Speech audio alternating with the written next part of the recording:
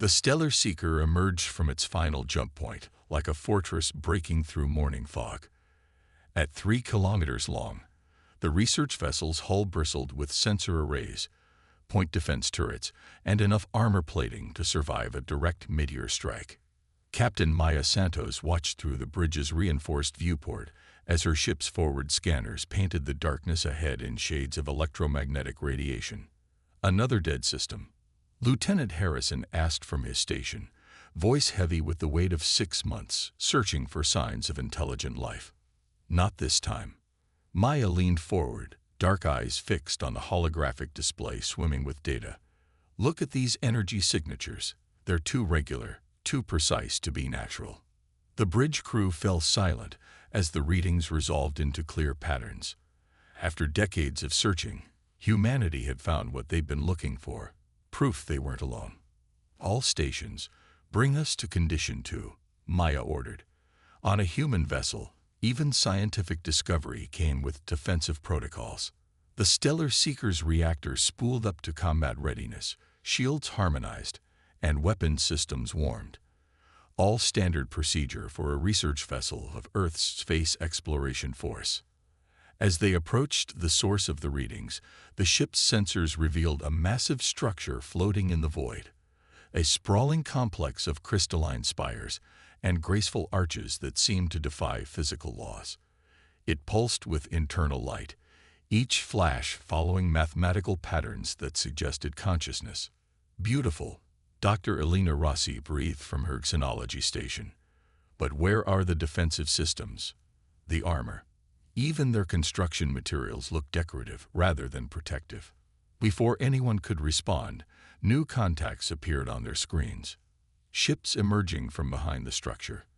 They moved like liquid mercury, their hulls flowing and reshaping themselves as they maneuvered.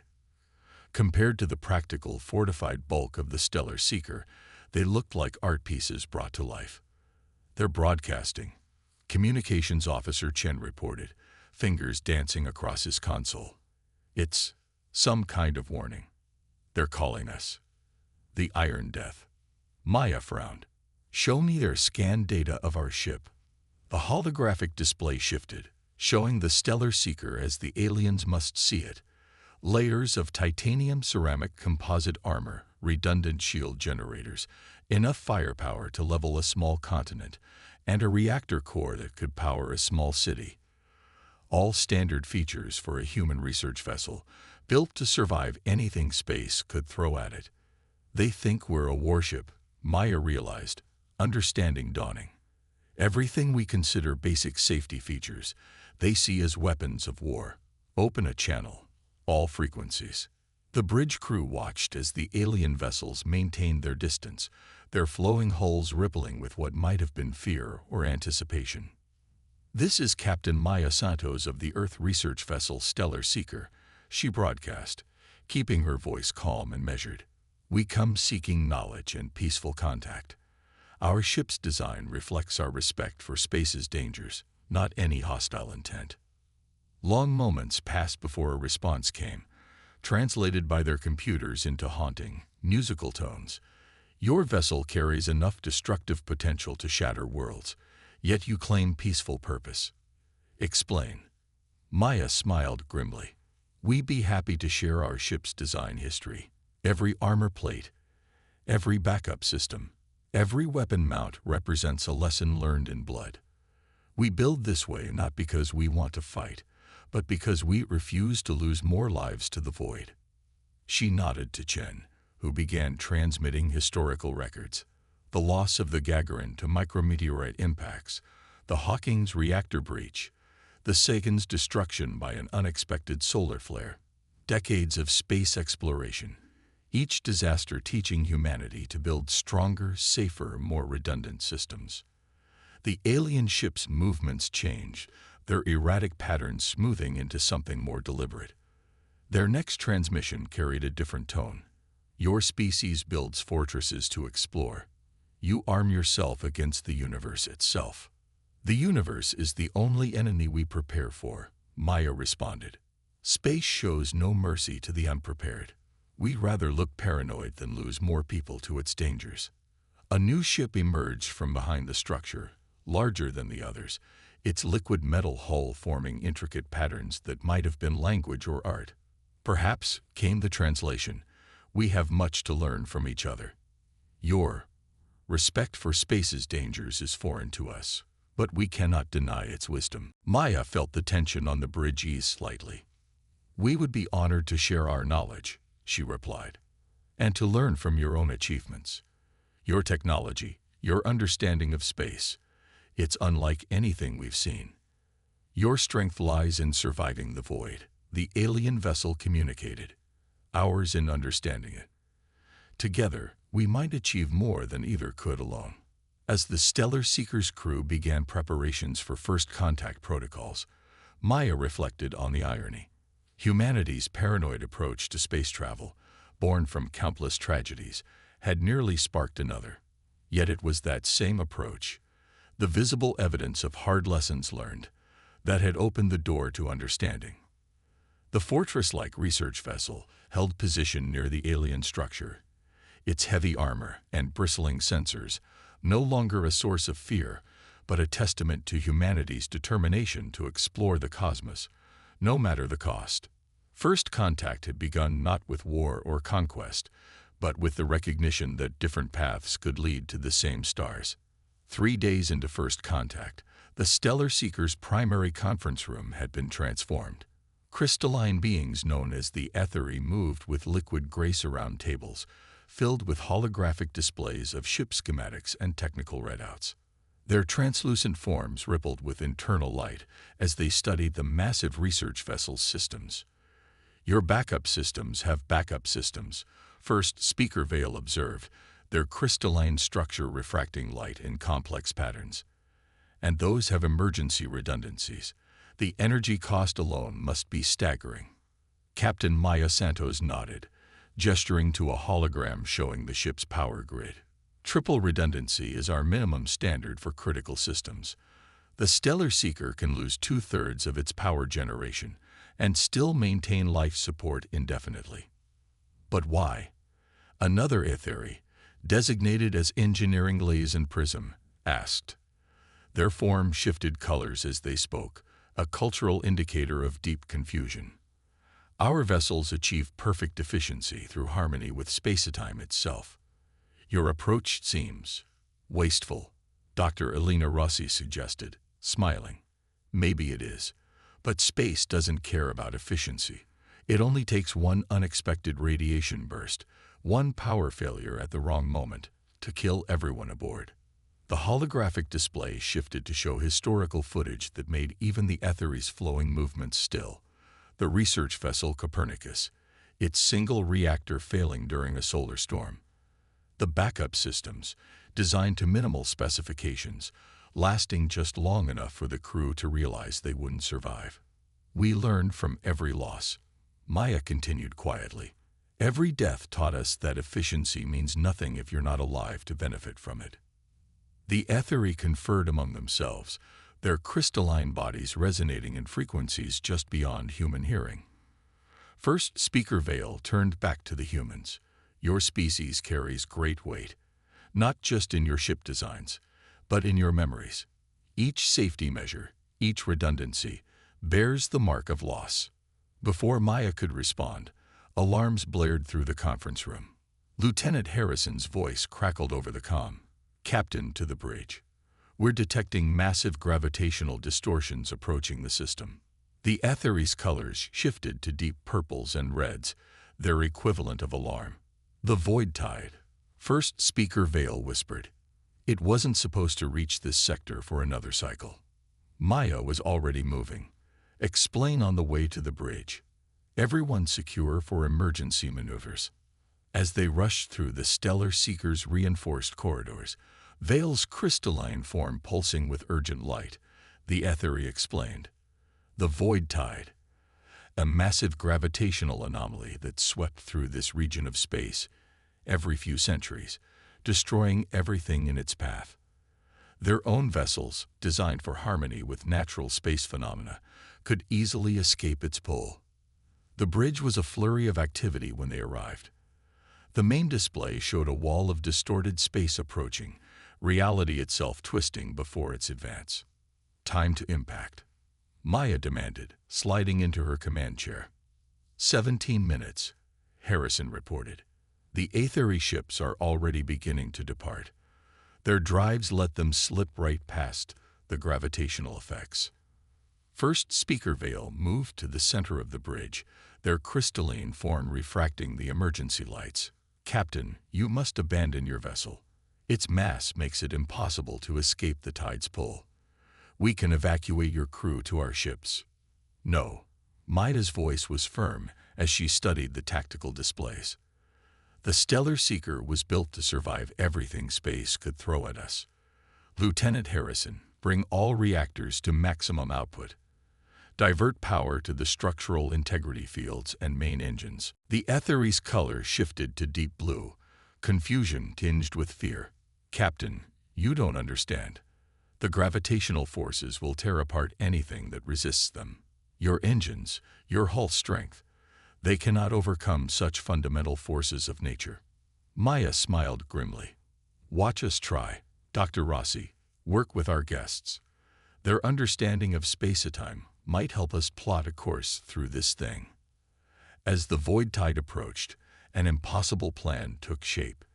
The Aetheri's knowledge of gravitational dynamics, combined with the Stellar Seeker's raw power and structural strength, might let them ride the gravitational waves instead of fighting them directly. Engineering reports all reactors at emergency overflow, Harrison announced. Hull stress already at 60% from the gravitational shear. First speaker Vale watched in fascination as the humans calmly prepared to attempt what their species considered impossible. Your ship's design, all this redundancy and reinforcement, you truly built it to face the impossible. We built it to survive, Maya corrected, hands tight on her command chair as the ship began to shudder. Everything else is just details. Dr. Rossi, do you have that course plotted? Using the Aetheri's gravitational models now, Alina confirmed. If we time this right, we can use the tide's own forces to sling us through the worst of it. But the structural loads will be massive, Maya finished. But this ship was built to take it. All hands, braced for extreme maneuvers. Harrison, on my mark. Give us everything the engines have got. The void tide filled their view now, space itself seeming to tear and ripple before them. The Aetheri ships had all retreated to safe distance, their liquid metal hulls reflecting the chaos about to unfold. First speaker Vale's crystalline form pulsed with a new color, something between admiration and concern. Your species truly does carry great weight, they observed, not just in your ships, but in your spirits. Maya's eyes remained fixed on the approaching distortion. The weight we carry keeps us alive, she replied. Now let's show you exactly why humans build ships like fortresses. The void tide reached out with fingers of twisted space-time, and the Stellar Seeker, humanity's over-engineered answer to the universe's dangers, prepared to prove once again why no amount of preparation was truly excessive when facing the cosmos. The Stellar Seeker screamed. There was no other word for the sound of metal and energy fields training against forces that could tear planets apart. The void tide caught the massive research vessel in its grip, gravitational waves battering against shields designed to withstand micrometeorite impacts and solar flares. Hull stress at 87%. Harrison shouted over the deep groaning of the ship's structure. Primary power grid holding at maximum output. Maya felt her command chair's restraints dig into her shoulders as the artificial gravity fluctuated. Stay on course. Dr. Rossi, how's our trajectory? Delina's fingers flew across her console, working with the gravitational models the Aetheri had provided. We're riding the edge of the largest wave. If we can maintain position for another 3 minutes, the tide's own momentum will slingshot us clear. First speaker Vale's crystalline form had anchored itself to the deck through some property of their liquid metal technology. Their color shifted between deep crimson and bright gold, fear warring with fascination. Impossible. The gravitational shear should have already torn your vessel apart. Secondary hull breach. Deck 12. Harrison reported. Emergency bulkheads holding. Backup structural integrity field engaging in that sector. Maya allowed herself a grim smile. This is exactly why we build in layers of protection. Divert power from the breached section's primary systems to reinforce adjacent areas. The void tide's grasp tightened. On the main viewer, space itself seemed to twist and fold, stars smearing into impossible patterns as fundamental forces warped light itself. The Stellar Seeker's engines howled in protest, pushing against nature itself. Primary power grid showing signs of cascade failure, Harrison announced, his voice steady despite the dire news. Switching to secondary grid, now. First Speaker Vale watched in amazement as the human vessel continued to function. Your backup systems, they're not just redundant. Each one is fully capable of handling the load. Anything less would make them pointless. Maya responded through gritted teeth. What good is a backup if it can't do the job? Dr. Rossi, time to breakaway point. 90 seconds, but the gravitational forces are intensifying. We're going to need more power to maintain our trajectory. Maya's mind raced through options. The Stellar Seeker's systems were already redlined, pushing far beyond their rated capacities. But like everything human-built, those ratings were conservative. Engineering. Purge the safety limiters on the secondary power grid. Give us everything. First Speaker Vale's form pulsed with alarm. Captain, the energy readings we're detecting.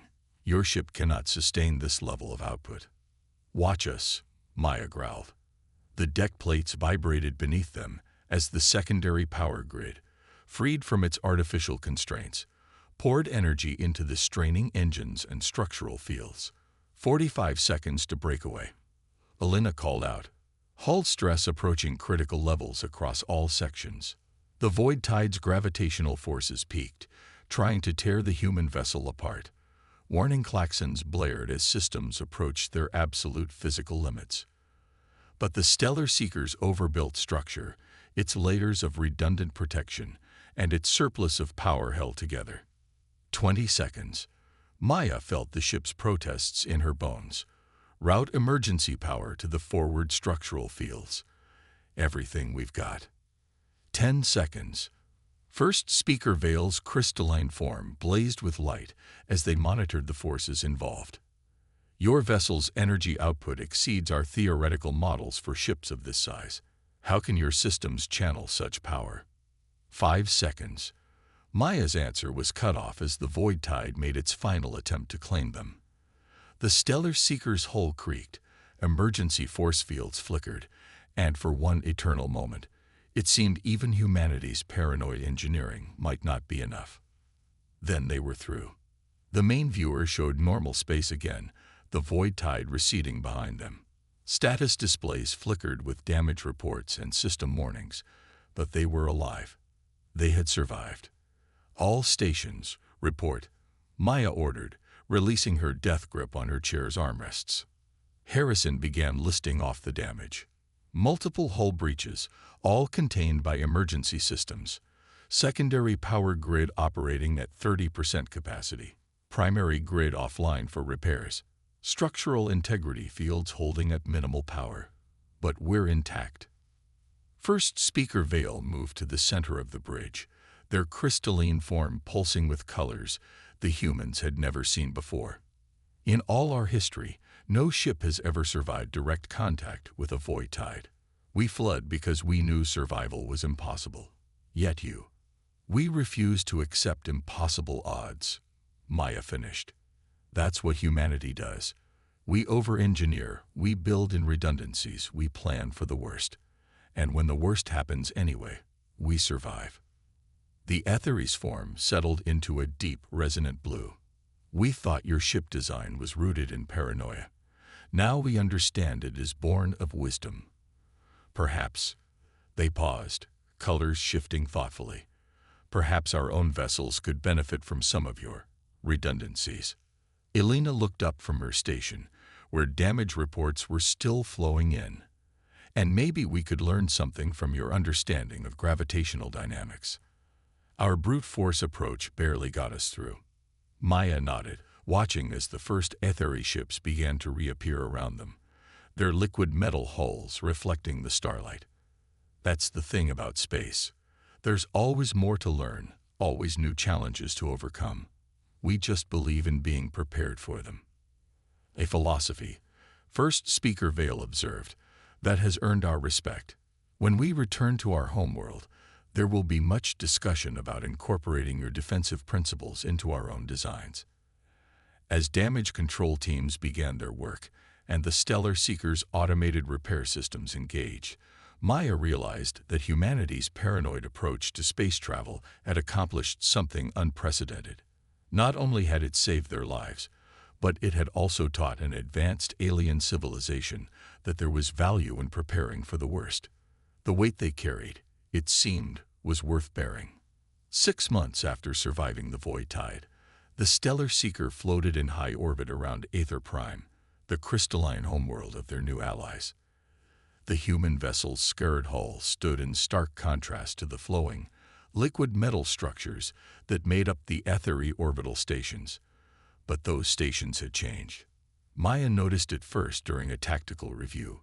The elegant ethery designs now incorporated layers of reinforced plating at critical junctions. Backup power systems, while not as extensive as human redundancies, had been added to essential systems. Remarkable how quickly your people adapted our principles, Maya commented to first speaker Vale as they toured the latest ethery research vessel, the Harmony of Stars. The ship still possessed the flowing, organic lines characteristic of their technology, but now a subtle framework of reinforced structure lay beneath the liquid metal surface. Your survival of the void tide proved that beauty and strength need not be mutually exclusive. Vale responded, their crystalline form refracting the ambient light. Though I must admit, some among our people still consider these modifications excessive. Maya ran her hand along a newly installed emergency bulkhead. Until they need them. Speaking of which, how are the crew adjustments going?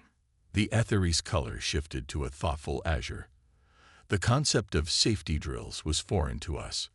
The idea of practicing for disasters seemed morbid.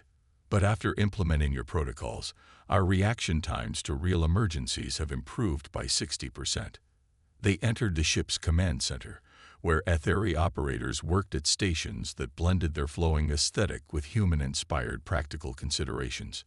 Emergency controls were now clearly marked and physically separated from routine functions. Backup systems had dedicated interfaces. And your people? Vale asked. How are they adapting to our technological contributions? Maya smiled, thinking of the improvements back on the Stellar Seeker. The ethery's advanced understanding of gravitational physics had revolutionized their shield systems. Their liquid metal technology, carefully integrated into crucial systems, allowed for unprecedented adaptability in emergency situations. The engineering team is still arguing about whether to call it smart armor or adaptive shielding, she replied. But the results speak for themselves. Our power efficiency is up 40%, and the new gravitational sensors have already helped 3 other human vessels avoid dangerous anomalies. An alert chimed softly through the command center, another innovation inspired by human design philosophy. The Harmony sensors had detected an approaching vessel. The visual display showed a ship that seemed to be a perfect fusion of both species' technologies. The Endeavor, the first joint human ethery deep space research vessel. Speaking of results, Vale observed their crystalline structure brightening with pride. The Endeavor's final trials begin today. Are you certain you don't wish to be aboard for its first deep space test? Maya shook her head. My place is on the Stellar Seeker, but Alina, Dr. Rossi, will represent us well as science liaison. How does your council feel about having a human in such a prominent position? After reviewing the incident reports from your various space disasters, Vale's colors shifted to a rye purple. We decided that having someone with humanity's unique perspective on safety would be invaluable. The Endeavor grew larger in the display as it approached, its design a testament to both species' strengths. The liquid metal hull flowed over a reinforced skeleton that could rival human engineering. Backup systems were integrated so elegantly they enhanced rather than detracted from the ship's efficiency. Most importantly, it carried the hopes of both species for a future where their different approaches to space travel could complement rather than conflict with each other. First speaker, a young Aetheri controller called out, their form rippling with excitement. The Endeavour is requesting permission to begin its trial run. They've detected an unusual quantum signature at the edge of charted space. Maya exchanged glances with Vale, already pushing the boundaries. With humanity's protection and our understanding, Vale responded, their crystalline form pulsing with anticipation. Why not? We've learned that the universe holds more wonders and dangers than either of our species imagined. Better to face them together. The Endeavour's engines flared to life. Human fusion drives enhanced by Aetheri gravitational technology. Its liquid metal hull rippled once, plates of reinforced armor sliding into place beneath the flowing surface. A perfect blend of beauty and strength, efficiency and safety, optimism and preparation. As they watched the ship depart, Maya reflected on how far both species had come. The humans who had once built fortress ships out of fear had learned there was beauty in efficiency. The Aetheri who had once shaped ships like art had learned there was wisdom in preparation. You know, Maya said thoughtfully, when we first met, you called our ship design paranoid. Vale's colors shifted to a deep, respectful gold. And you showed us it was prescient. The weight you carry, perhaps it was never just yours to bear. Perhaps it is the price all species must pay to truly master space travel. The Endeavour disappeared into the darkness between stars, carrying with it the best of both civilizations. Its mission was to explore, to discover, to push the boundaries of known space. But unlike those who had come before, it would do so with both the elegance of the Aetheri and the preparedness of humanity. It would carry their shared weight into the unknown. 1 year into its mission, the Endeavour hung motionless at the edge of known space. The joint human-Aetheri vessel's sensors were focused on a phenomenon that defied the understanding of both species, a massive quantum rupture that threatened to tear apart the fabric of space itself. Dr. Elena Rossi stood on the bridge, her human form a stark contrast to the crystalline shapes of her Aetheri colleagues. The ship's liquid metal walls pulsed with emergency lighting, casting rippling shadows across concerned faces both alien and human. The rupture's expansion rate has doubled, reported Commander Jasmine Chen from her tactical station. At this rate, it'll reach populated systems within a month. First navigators spiraled, their crystalline form darkened with concern, manipulated the holographic display showing the rupture's progress. Our models suggest it's being caused by the collision of two quantum filaments. The energy release is unprecedented. Elena studied the data streaming across her station. The Endeavour's hybrid sensors, combining human thoroughness with Aetheri insight, painted a terrifying picture. If those filaments completely merge, they'll create a cascade failure that could destroy this entire sector. Spiral finished. But we might have one chance to prevent it. The bridge crew, human and Aetheri alike, turned their attention to the main viewer. The rupture blazed like a wound in space itself, quantum energies lashing out in patterns that made reality itself shudder. The Endeavour is unique, Elena said slowly, her mind racing through calculations. Our hull combines Aetheri liquid metal technology with human reinforcement. If we could get close enough, Commander Chen's fingers flew across her console, we could use the liquid metal's quantum resonance properties to disrupt the filament merger. But the gravitational forces near the rupture would tear apart any normal ship, Spiral agreed, their form pulsing with determined light. But we're not a normal ship. We're both human and Aetheri. We carry both our species' legacies. Elena nodded, already bringing up the necessary systems. We'll need full power to the structural integrity fields. Route everything through the hybrid cores. All hands, battle stations, Chen ordered, though this battle would be against physics itself rather than any enemy. The Endeavour's crew moved with practiced efficiency, each member knowing their role in this impossible task. As they approached the rupture, the ship's hull began to adapt. Layers of reinforced armor shifted beneath the flowing liquid metal surface, creating overlapping fields of protection. Power coursed through systems designed by both species, each complementing the other's strengths. Hull stress increasing, reported an Aetheri engineer, their crystalline form vibrating with the ship's strain. Quantum interference patterns are matching our projections. Elena watched as the Endeavor's liquid metal hull began to resonate with the quantum filaments, trying to guide them away from their collision course. The ship shuddered as gravitational forces tried to tear it apart, but the human-designed structural integrity fields held firm.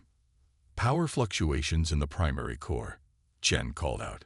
Switching to backups. Maintaining quantum resonance, Spiral added. The filaments are responding to our influence. The bridge deck plates vibrated beneath their feet as the Endeavor pushed its hybrid systems to their limits. Warning alerts flashed across displays in both human and Aetheri script, but the ship held together. Neither species' technology alone could have survived this close to the rupture, but together. Filament trajectories are shifting, Elena announced, allowing herself a small smile. The resonance is working. 10 more minutes at this position, and they'll pass each other safely. Commander Chen gripped her console as another gravitational wave washed over the ship. The question is, can we hold together that long? The answer came in the form of creaking metal and fluctuating power levels. The Endeavor's hybrid systems were being pushed beyond their designed limits, but they refused to fail. Human redundancy merged with Aetheri adaptability, each compensating for the other's weaknesses. Hull breach on Deck 3, reported the damage control officer. Emergency force fields engaging. Containment holding. Quantum resonance at maximum sustainable levels. Spiral added, their crystalline form pulsing with effort. 5 minutes remaining. Elena watched as the massive quantum filaments slowly, inexorably, began to alter their courses. The Endeavor's liquid metal hull sang with energy, guiding the destructive forces away from their collision course, while the reinforced structure beneath protected the crew from the cosmic forces at play. When the final countdown reached 0, there was no dramatic explosion, no last-second crisis. The quantum filaments slipped past each other like ships in the night, their deadly dance averted by the combined wisdom of two species who had learned to merge their strengths. As the Endeavor limped away from the danger zone, its hybrid systems battered but unbowed, Elena looked around the bridge at her fellow crew members, human and Aetheri alike. They had done more than save countless lives today. They had proven that the future of space exploration belonged not to any one species or philosophy, but to those willing to learn from each other. Begin damage control procedures, Commander Chen ordered, but there was pride in her voice. Plot a course back to the nearest starbase for repairs. First Navigator Spiral's form had settled into a deep, satisfied blue. The Endeavor lives up to its name. We have truly ventured where neither of our species could have gone alone. Elena nodded, watching as the quantum rupture faded behind them. The stars ahead seemed brighter somehow, full of possibilities waiting to be explored by ships that carried the best of both worlds. Human determination and Aetheri grace, survival and understanding, strength and beauty. The weight they carried had become not a burden, but a gift. A legacy written in steel and flowing metal, in backup systems and quantum harmonics, in the unshakable belief that space's greatest challenges could only be met by facing them together. The Endeavor turned toward home, its scared but unbowed form a testament to what became possible when different paths led to the same stars.